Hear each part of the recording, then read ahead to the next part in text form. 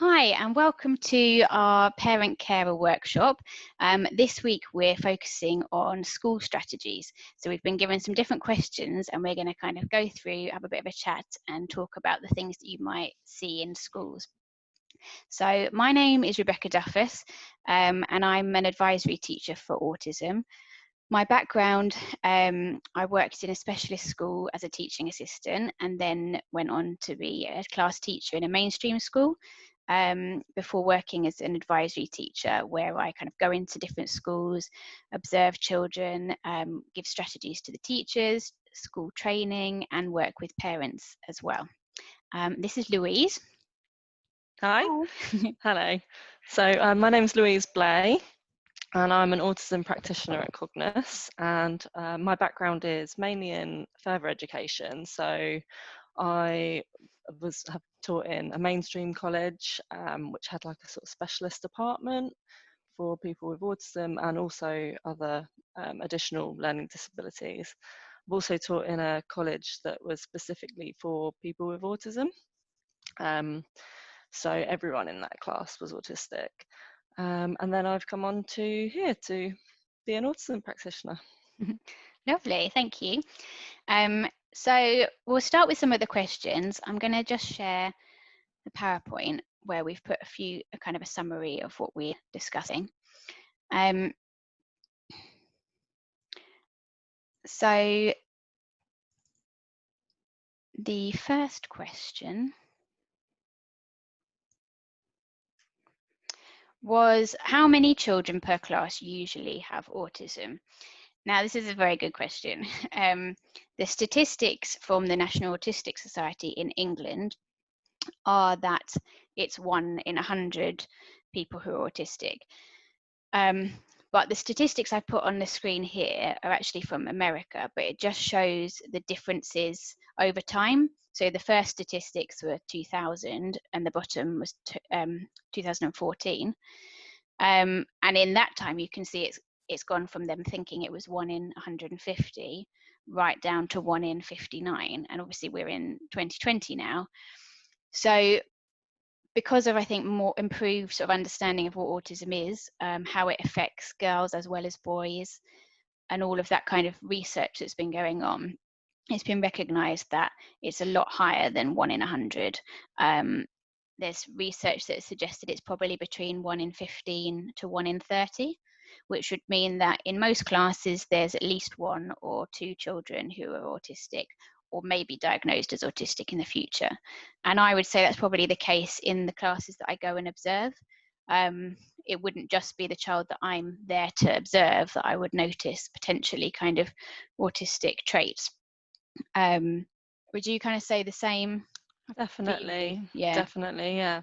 I mean, a lot of the places that I've taught, obviously in Ambitious College, was everybody was autistic there anyway. Yeah, good point. And in the mainstream college, it was maybe sort of half and half there.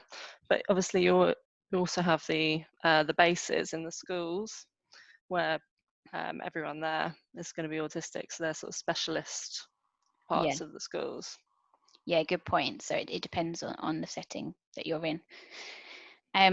Next one, how does a teacher differentiate for all the children? So good question again.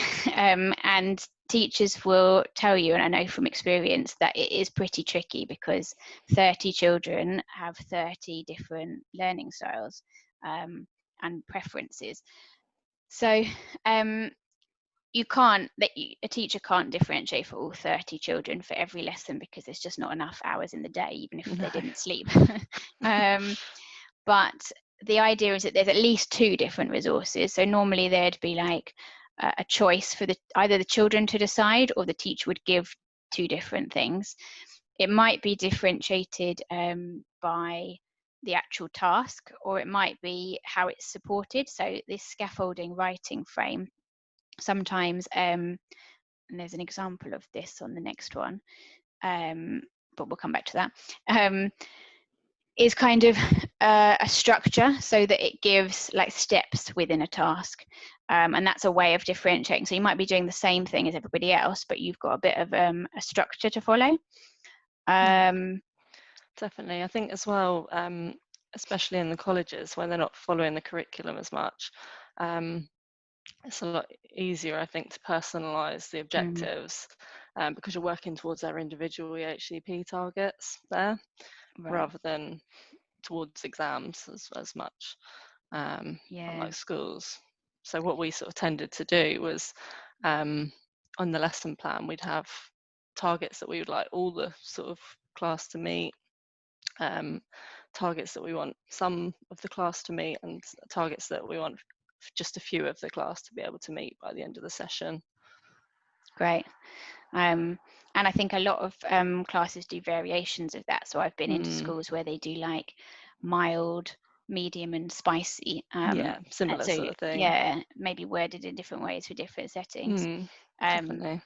Also, I think a lot of the feedback comes through the marking. So it might be the same task, but then the marking is actually helping the child to know what to do differently next time, maybe. And also questioning, because it's not just the task that they're doing when they're sitting at their desks. There's all that sort of input when the children generally sit on the carpet at the beginning, or they have like an input sat at their desks before the task. And there'll be different sort of styles of questioning that will try and draw out kind of levels of understanding, really. And also peer to peer, because it's not just from the teacher, they learn a lot from each other, so that's really important as well. Definitely. Next one, what resources are provided to ensure they follow what's going on? So I gave a bit of a sneak peek to that. But yeah, do you want to talk about the timetables first of all? Yeah, so obviously visual timetables are really important for autistic children and young people. And they're going to give a bit of an overview about what's going on in the day. These can be personalised. They can be on the desk for everyone on that table to see. They can be on the wall for the whole class to see. They can be velcroed, so they're really easy to change. You can get the now and next boards to really break it down, what's going on in the day, things like that.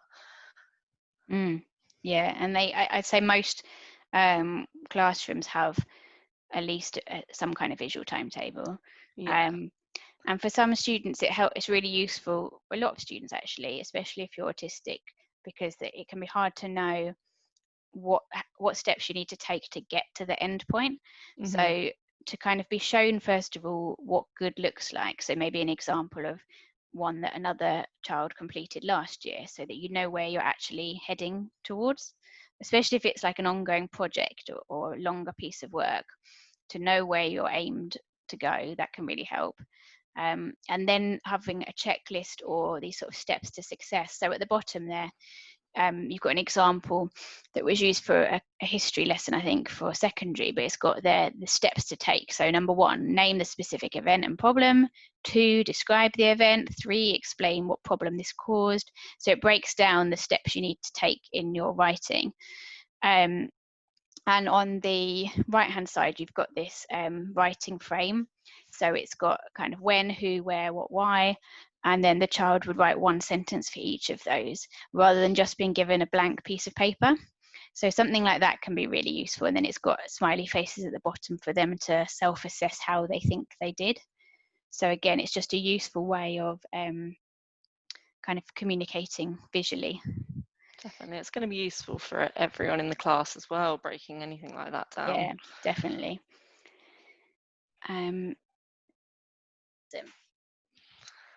So definitely check-ins from an adult, so that might be the teacher or the teaching assistant, Yeah.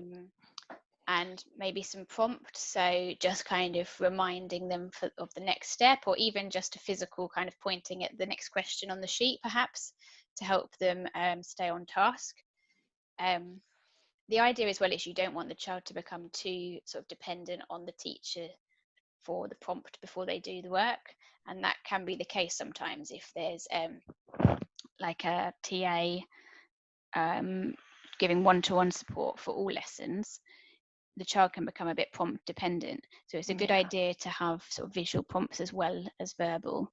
Yeah, it's about phasing back that support, isn't it? Starting with the Yeah, verbal and then trying to move to visual, and then hopefully eventually they're able to do it on their own. exactly. And maybe still with some visual prompts, but it's Yeah. just they're kind of there as a reminder. And lots of movement and brain breaks, again, for whole class to try and give. Often the teacher will kind of look around, and if everyone's sort of a bit slumped in their seats, or they've noticed, it's hard to concentrate, or it's really hot or something, it might pause the lesson and say, right, everybody up, we're going to do a quick movement break, which might be some star jumps or like across the body actions, because that can help to keep the kind of two sides of the brain active. Yeah, I need that myself. Yeah, we all do, exactly. Yeah. I was doing some training the other day that was showing how long we're able to concentrate for, and it's only fully for 5 minutes before we then dip down.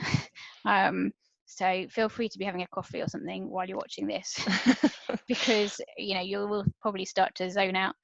But Yeah. that's natural, and our children do that as well. So all this fidgeting and rocking in our seats that the children do, Yeah, but we also do.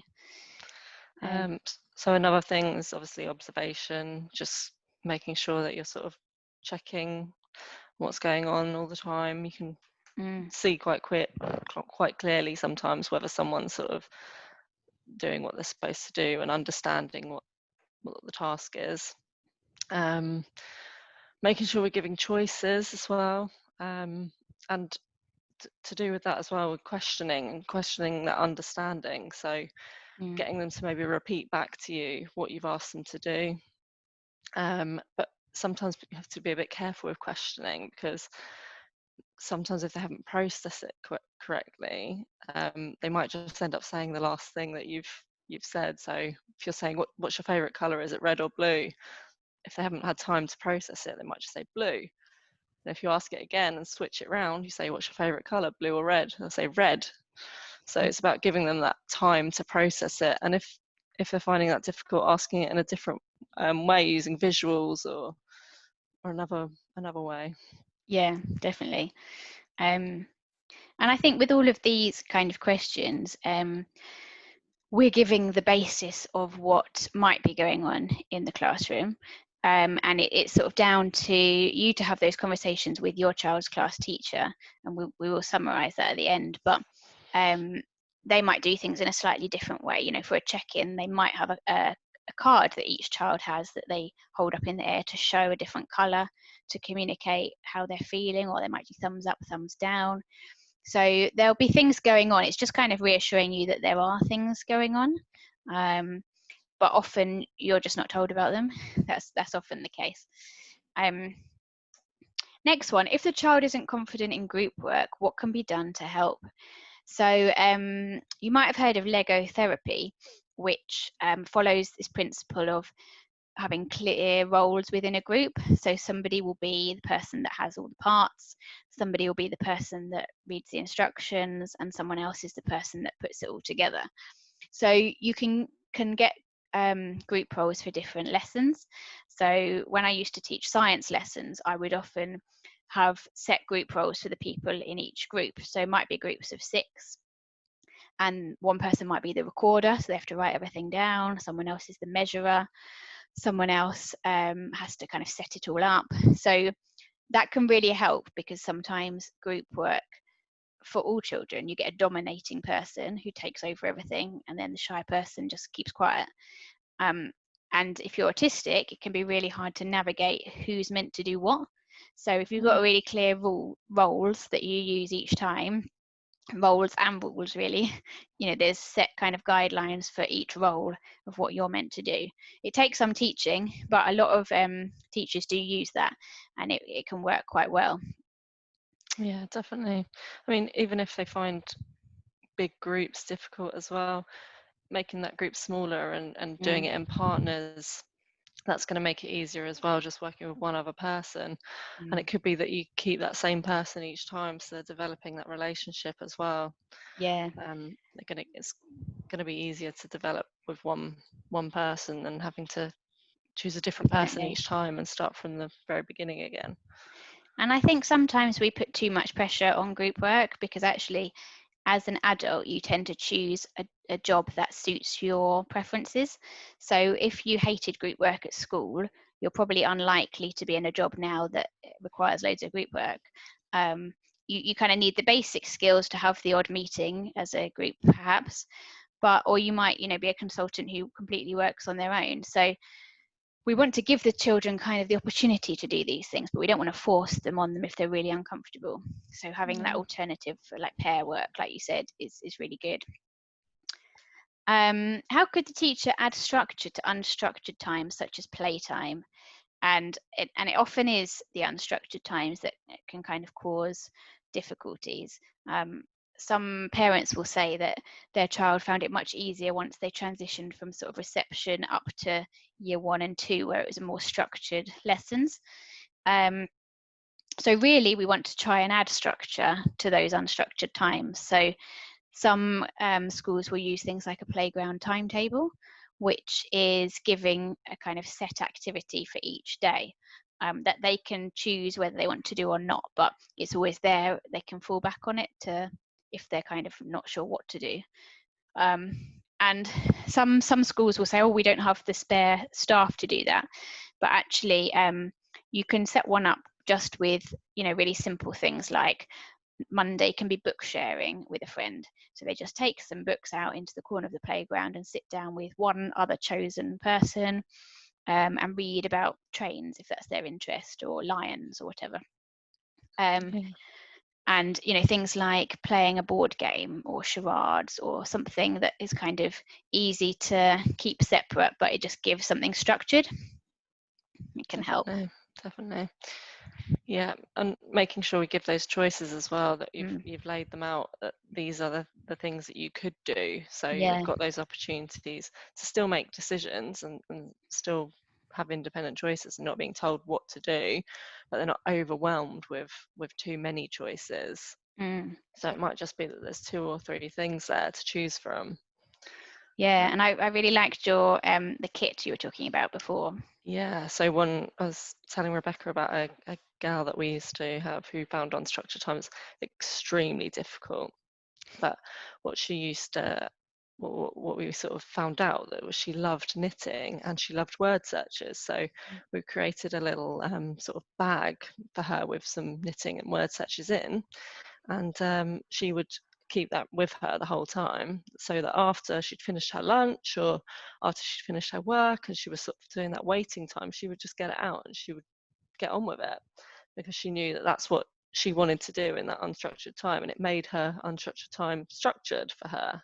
Yeah, which is really nice, because I think sometimes break times are needed to just have some time alone to kind of unwind. But then there's other times when actually young people do want to interact with others, but they just don't necessarily know quite how to get involved with the games. And sometimes football is on at playtime, and the rules are completely different to the rules that you see on the television, so it can be hard to navigate those situations. So having a really structured kind of thing you can get involved with, and then other people might join in as well, that can be quite useful and easy to set up really as well. Definitely, yeah.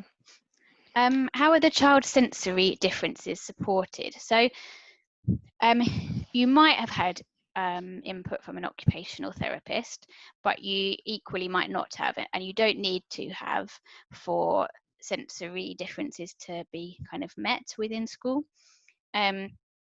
So obviously it depends what they are, but the class teacher can do whole class brain activities, brain breaks. So like I was saying before, those kind of cross the body activities, they're often called brain gym, and you can look that up and see some ideas of activities, often like big arm circles and kind of crossing over. It's a bit like the old sort of pat your head and rub your stomach, kind of get you your brain thinking as well as physically moving. There's a useful website as well called Go Noodle that a lot of schools use and parents can use as well. You can set up a free account, and there's lots of free like yoga videos, short little activities, dance things, which can provide a useful sort of movement break. I think there's something called Cosmic Kids as well, which I think you can get on YouTube, similar sort of principles. You might get ideas from an OT. So there's things, or the teacher might implement general ideas. So when we give our training to teachers, we will give general ideas, even though we're not OTs or occupational therapists. But there's things like a wobble cushion that you can try. Some children really like sitting on that, and it gives them more sensory feedback and helps them to concentrate because their body is a bit more kind of balanced. Fiddle toys. Weighted blankets and jackets and things. Yeah. Students that used to love that and really benefited from it. Yeah, and you don't necessarily need OT input for those things. Although with weighted blankets, you have to be slightly careful because it correlates to the child's weight, I think, how much the weight of the blanket is. And you should only use them for sort of 20 minutes at a time so that the child doesn't get used to them, and then they won't have any impact. But yeah, there's loads of things you can do, and things related to zones of regulation. So the different colours there relate to different sensory feelings as well as emotions. So if you're feeling kind of undersensitive, you might get up and do some press ups against the wall, or some chair press ups that you can just do where you're sitting. So there's lots of different ideas of things that the teachers can try, even if they don't have an additional adult that can take the child out to go to a sensory room or to go and run around the playground. And we'll often suggest things like setting up pretend jobs. So often like heavy jobs, so carrying something, can give quite a lot of feedback. So some children quite like to wear really heavy backpacks, even though they don't need anything that's in the backpack. It just gives that grounding feeling because it's that sort of pressure pressing down.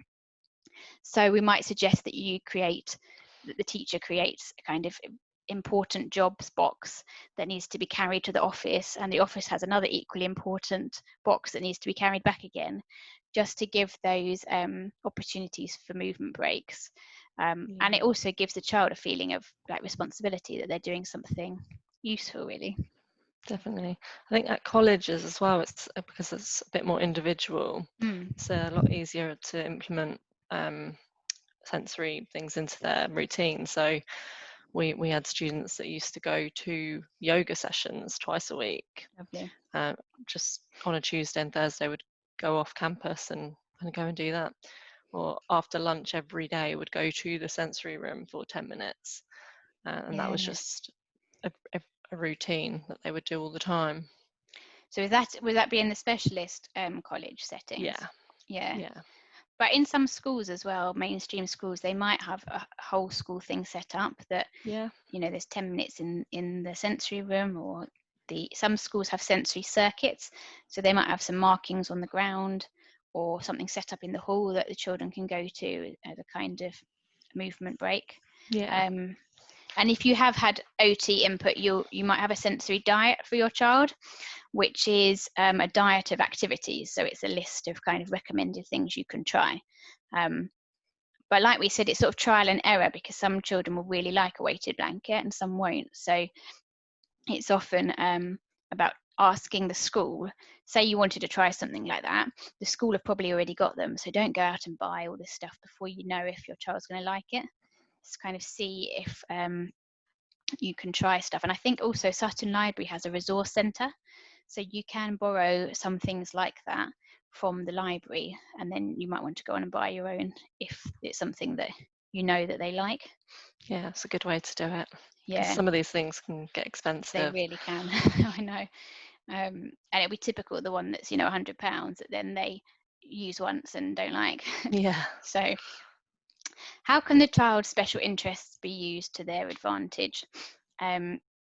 So they may or may not have a special interest, but generally the purpose of a lesson is there's a kind of key learning objective. So for example, in literacy, the learning objective might be to write a sentence that uses describing words or adjectives. And the topic might be, we're writing about the Romans, for example, or we're writing fairy tales. But actually, it's coming back to the learning objective. So if they're really interested in Frozen, for example, they could write about Frozen and use describing words for that. So sometimes that's where that differentiation comes back in. So it could just be differentiation by interests or by task, that you've made the task slightly different for them so that they'll be motivated to do it. Definitely. It can just be as easy as putting a picture of a Frozen character on Yeah. their work, just to try and motivate them a little bit more as well. Yeah, or kind of a reward system. So you get 3 Frozen tokens, and then you get to read a Frozen book with your friend or something. And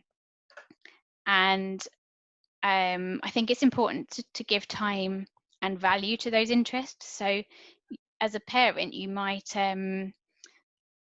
be able to help facilitate that. So perhaps they love, whatever, cats, but they don't ever talk about it in school. So you might say to them at the weekend, oh, could we email your teacher some pictures of your cats? And then they can show them in show and tell. And it might just give them the confidence to share something like that, and then hope to kind of develop that as an interest. Or you could speak to the teacher, and if it's a particularly unusual interest, there might well be somebody else in the school who is interested in it. Or the teacher might be able to just spend a bit of time chatting about that interest, just to help the child. It boosts self-esteem, doesn't it? Feeling like someone It's going to cares. work on social skills, confidence, everything really.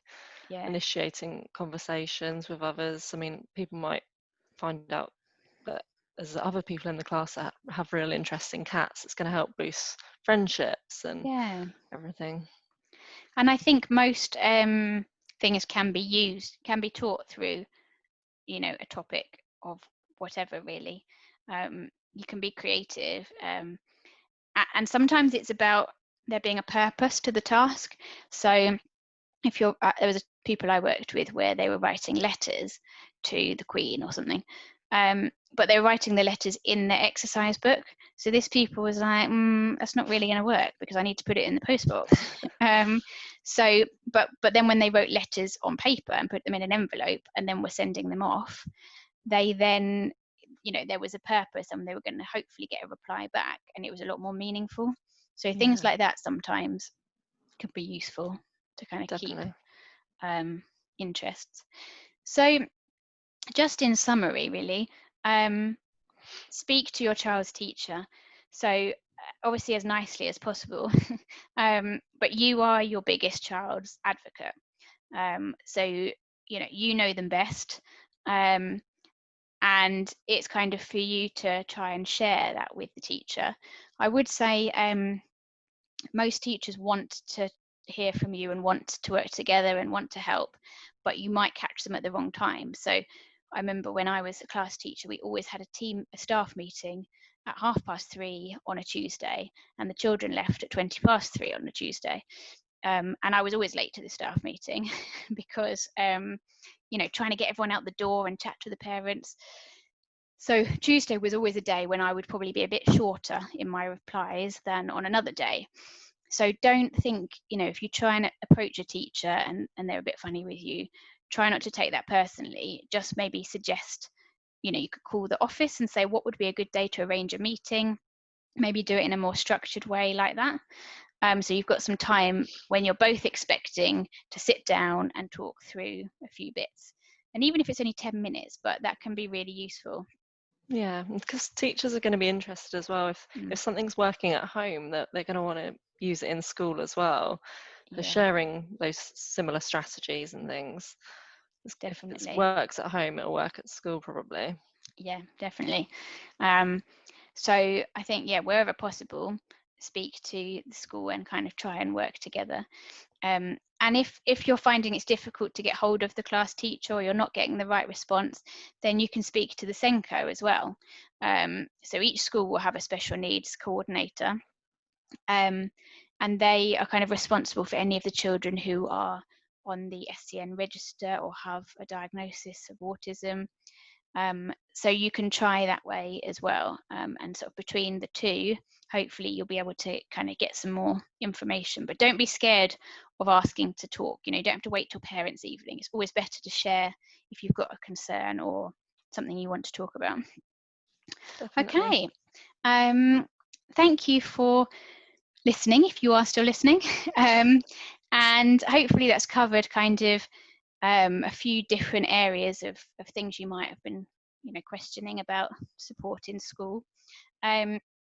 Please fill out the evaluation form that's in the link below the video, and you can let us know if there's other topics that you want answered as well, because we can then contact you via email or maybe do a future workshop kind of addressing those questions as well. And also have a look at our social media pages. So we have got a Twitter page at Cognos_autism, and we are on Facebook. So that's another way that you could we could answer questions, and we put a lot of different resources and things on there as well. And the National Autistic Society branch is another useful resource. There's 2 different Facebook pages, and one of them parents support each other. So they might say, oh, I'm finding it difficult to speak to my child's class teacher, and other parents might give tips. So that's another useful one to kind of access. So thank you for listening, and please complete the evaluation form. Thank you.